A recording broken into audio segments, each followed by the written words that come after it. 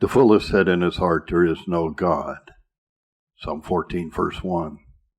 He who has infinite wisdom, who sits in heaven, and from thence perfectly beholds all things as they are, and knows better than any other what is wisdom and what is folly, has in his holy word stigmatized the wicked as the greatest fools, so that we find them, they're called fools, as though they were so in the most eminent manner.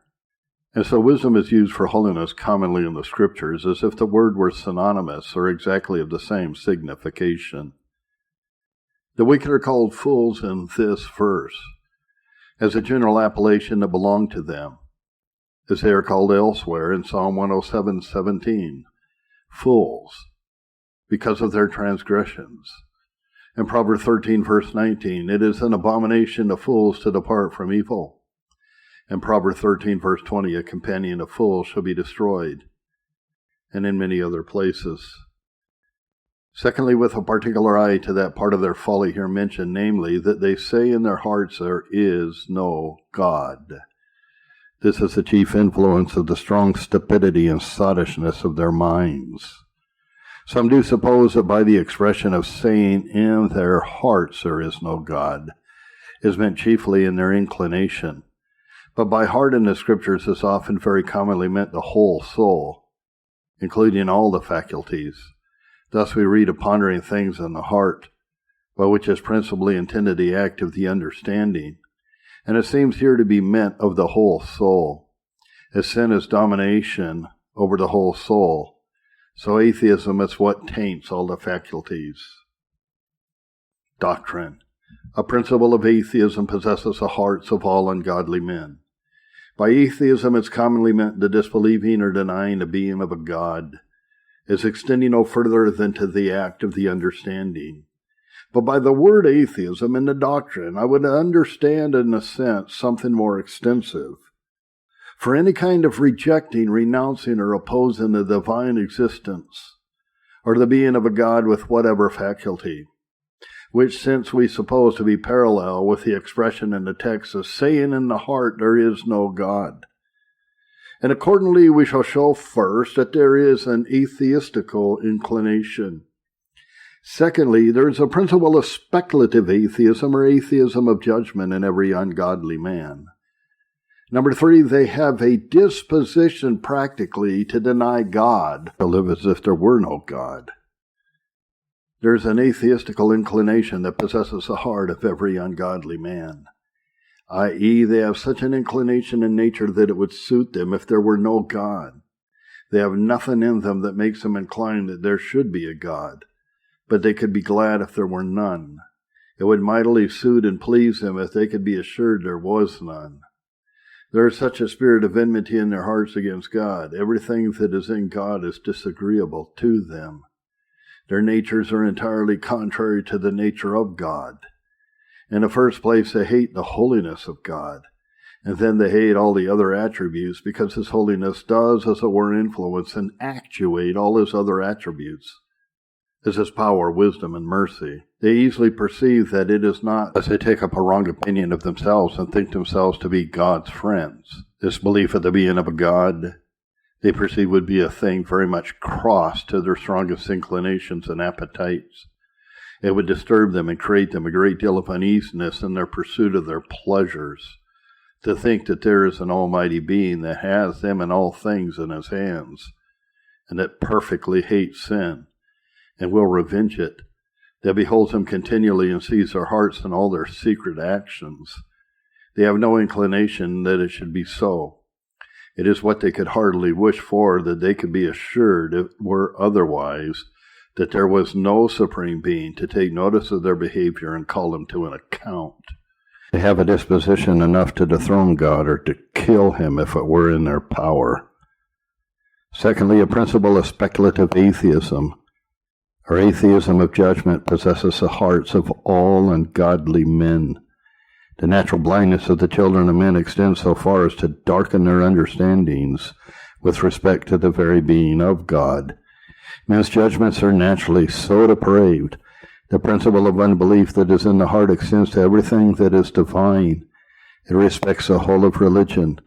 They have not only unbelief with relation to the sufficiency of Christ's righteousness to satisfy for their sins and recommend them to God, and with relation to those divine doctrines of the gospel about the incarnation and mediation of Christ that are so much above the light of nature, but they have in their hearts a principle of unbelief, the very first principle of natural religion. Here we shall take notice of the ways in which this atheistical principle expresses itself. But I shall first observe that, however there is such a principle of atheism in all ungodly men, yet it is very questionable whether there ever was any man that was ever able to satisfy himself that there was no God. There have been many that, finding that the belief of the being of a God would not suit with their sinful pursuits, or agree with their carnal pleasures, they have labored to free themselves from this encumbrance and entirely to throw off the yoke of religion, and to get rid of all restraint from the apprehensions of a supreme judge to call them to an account. But it is very questionable whether any of them ever so far obtain their end, or by objecting and cavilling to free themselves from all sense of the being of a God, so as to get rid of fears and jealousies and terrifying apprehensions of his being, and especially at times. However perverse and depraved some men's reason is, being blinded and misled by their sinful prejudices, and made headstrong by their pride, yet studying and reasoning is not the way to make men perfect atheists, though they set themselves about it for that very end, to ease their own minds of the burden of a jealousy of it. But the likeliest way for men to bring themselves to it, or to come as near it as men can come, is not to consider it all, to exercise a reason as little as ever they can, and make haste and make themselves every way as much like beasts as lies in their power, to be as inconsiderate as beasts, and stupefy their minds and darken their understandings with beastly lusts as fast as they can. That is the readiest way to arrive at atheism, or to arrive at perfection in it. But if men set themselves to study, though it be on purpose to cavil and object, men can't that way so blind themselves, but that the evidences of God's existence will discover themselves. The discoveries of it are so numerous and so obvious that it is difficult for a man to turn his eyes from off of them, or so to blind himself that he shall not see them. And the evidences are so direct that it's difficult to reason so little or so wrong as not to see the dependence of the conclusion on the premises. Though there be a principle of atheism in the heart of all ungodly men, yet there is also a natural faculty of reason. And the atheistical principle never can so far prevail against the principle of reason as so far to hinder its exercise, or wholly to put out the light of nature in this particular. God has showed to every man his own existence by the light of nature, Romans 1, verses 19 and 20, because that which may be known of God is manifest in them, for God has showed it to them. For the invisible things of him from the creation of the world are clearly seen, being understood by the things that are made, so that the heathen held the truth in unrighteousness. For the wrath of God is revealed from heaven against all ungodliness and unrighteousness of men who hold the truth in unrighteousness. The natural conscience that is in every man will make him at least suspicious of a supreme judge. For that tells every man when he has committed wickedness that he deserves punishment. It makes it manifest to him that it is the most fitting and suitable thing that there should be a supreme governor of the world and judge of men to assign to everyone according to his works. And therefore men naturally expect it. And therefore it has been observed of some of the most atheistical and those that professed atheism, that they have at times been greatly terrified with apprehensions of God's being and vengeance, and especially on a deathbed. But the theism that is in the hearts of ungodly men appears and expresses itself these ways. First, the minds of ungodly men are not susceptive of a certain conviction and realize an apprehension of the being of God. They may give way to the arguments that they hear for it, and give their consent to the thing, as being that which is upheld by arguments that they can't answer. But after all, they are not completely convinced of it. It doesn't seem as a thing real to them. It doesn't make that impression upon them that things which they apprehend to be real do, but rather such as some fable. Things that they have seen with their eyes and conversed with their bodily senses make another kind of impression upon their minds. Wicked men don't thoroughly realize it, that there is an eternal almighty being that they live and move and have their beings in, Acts 17:28, and that sees them and takes notice of all their actions. It is a thing, it may be, that they have been taught from their childhood, and a thing that they have heard many arguments for that they can't answer, and so what they are wont to allow. But it is one thing to do so, and another to have a realizing sense and conviction of it. Second, ungodly men have a principle in them that makes them very prone to call the being of God in question. They are ready to listen to objections and to imagine that there is much in them. A little objection will take much faster hold of them than arguments on the contrary of far greater strength. They are ready to say with themselves oftentimes, "How do I know that there is anything as a God? And maybe there is nothing in it. And maybe the scriptures and the scheme about a creator and judge and a future state is only an invention of men. How do I know but that when I die I shall return to nothing, and that there will be an end of them as there is with the beasts? Them that are gone before don't come back and tell us whether they find it true, and maybe it is all a mere notion." And there is a principle in nature that is very apt to fall in with such surmises. The corrupt nature of man is such as they very much suit with. Man is prone to infidelity and to catch at arguments for it. And though sometimes they may seem to be convinced and silenced, yet when once these arguments are a little out of the mind, then that thought will return again. How do I know but that the world is all this while deceived about the being of a God, and there is no such? All the while there are many in the world that love to be cavilling and objecting against it. And there have been some that have openly denied and renounced a being of God, and others that have not gone so far have denied a providence, denied that God has anything to do in governing the world, or that he takes any notice of the affairs of mankind, which is very much equivalent with denying the being of God itself. Though it be a general thing to profess a belief of the existence of God, yet there is the same principle naturally in us as in them, the same proneness to unbelief of God's existence. These following things seem to be the causes of it. First, the dullness and sloth of the minds of wicked men. Sin is a thing that is of a benumbing and stupefying nature. It renders a soul insensible and indolent and restive. It exceedingly disposes it to sloth and inactivity.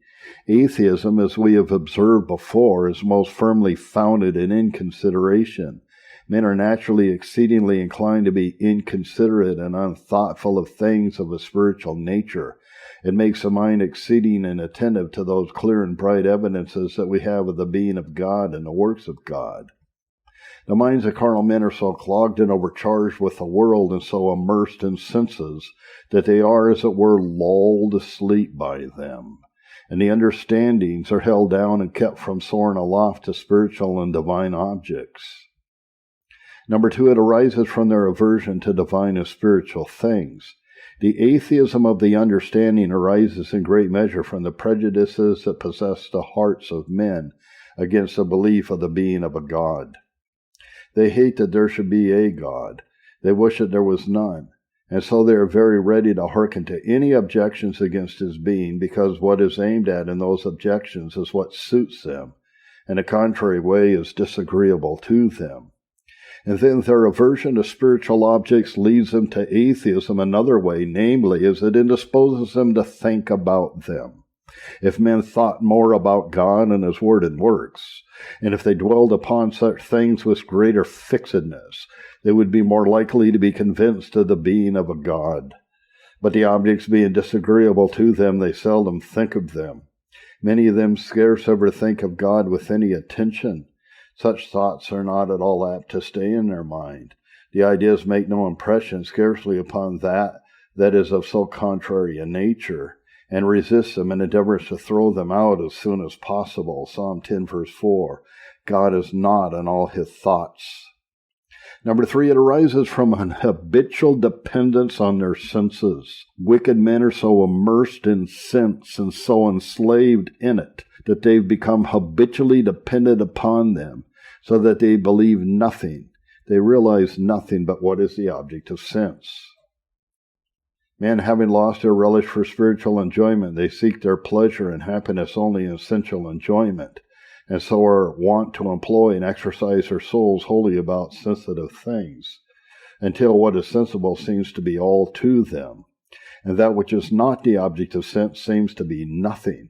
That which they can't see or feel don't thrill to them. And this is a principal reason that men can give why they are apt to question the being of God, because they never saw him with their bodily eyes.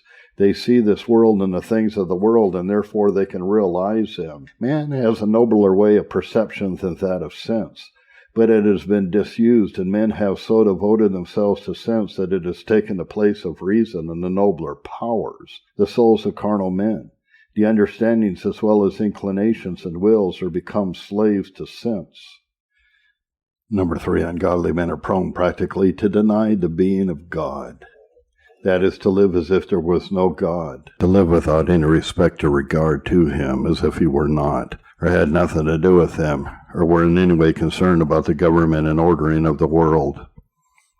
They practically deny that God is their creator, and that they refuse to acknowledge him and to pay him those regards which are due to him as such. They violate those obligations that immediately result from the relation of a creature to a creator. They deny God as their owner, and that they refuse to devote themselves to him. They deny God as their disposer, and that they refuse to submit to his disposal. They deny him as their lawgiver and judge by showing no regard to his commands or threatenings. They practically deny all of God's attributes, and consequently his being. They deny his holiness, and that they live as if there were no superior being that hated sin. They deny his wisdom by living as though God did not behold them and see their secret actions and thoughts. They practically deny his power. They live as if God were not able to punish them and make them miserable for their sins. They deny his mercy, and that they have no regard to the offers and tenders of it.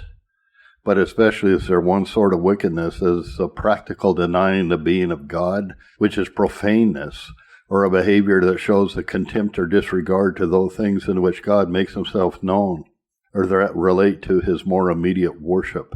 Thus wicked men, by living prayerless lives, they live like atheists. They do not practice secret prayer. They profane the Sabbath. They neglect gospel ordinances, and they do not attend public worship.